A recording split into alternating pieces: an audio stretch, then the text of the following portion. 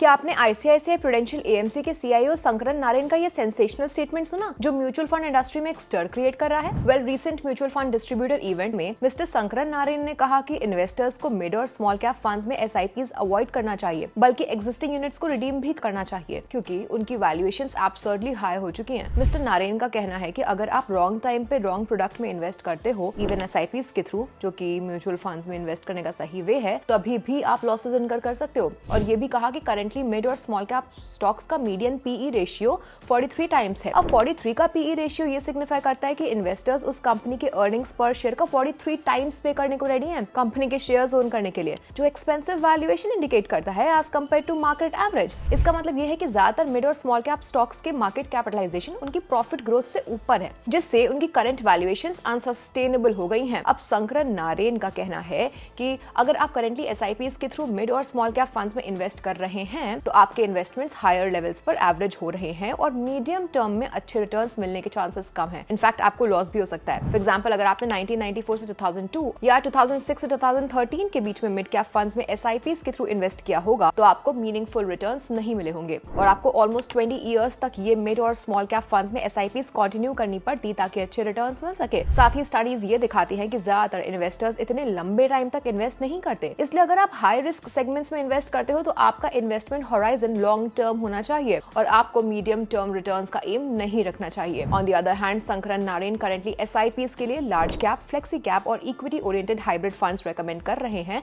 Long term investment के लिए। आपका क्या मानना है?